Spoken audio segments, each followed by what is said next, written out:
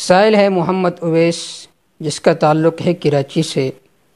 اس کا سوال یہ ہے کہ وضو کے بعد آسمان کے طرف انگلی کے ذریعے سے اشارہ کرنا یہ صحیح ہے یا نہیں؟ اس کا جواب یہ ہے کہ وضو کے بعد دعا صحیح احادیث سے ثابت ہے اور سنت بھی ہے، اور آسمان کے طرف دیکھنا بھی ثابت ہے۔ ابو داؤد کی روایت میں مذکور ہے کہ آپ صلی اللہ علیہ وسلم آسمان کی طرف بھی دیکھتے تھے، لیکن انگلی کے ذریعے سے آسمان کی طرف اشارہ کرنا یہ ثابت نہیں ہے۔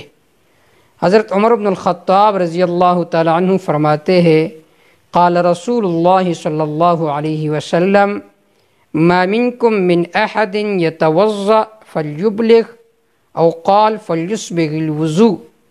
آپ صلی اللہ علیہ وسلم نے فرمایا، جب تم میں سے کوئی آدمی وضو کرتا ہے اور فلیسبغ الوضوء، وضو کو کامل طور پر کرتا ہے، تو ثم یقول، پھر وضو کرنے کے بعد یہ دعا پڑھتے ہیں، اشہد اللہ الہ الا اللہ وحدہ لا شریک لہ واشہد ان محمدا عبدہ ورسولہ، فتحت لہ ابواب الجنت الثمانیہ، تو اس کے لیے جنت کے 8 دروازے کھل جاتی ہے۔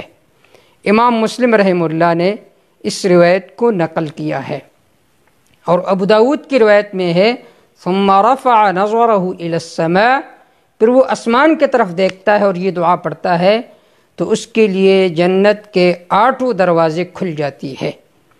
تو اس روایت سے یہ معلوم ہوا کہ وضو کرنے کے بعد دعا پڑھنا صحیح احادیث سے ثابت ہے، آسمان کی طرف دیکھنا بھی ثابت ہے، لیکن آسمان کی طرف انگلی کے ذریعے سے اشارہ کرنا اور اس کو لازم سمجھنا یہ جائز نہیں ہے۔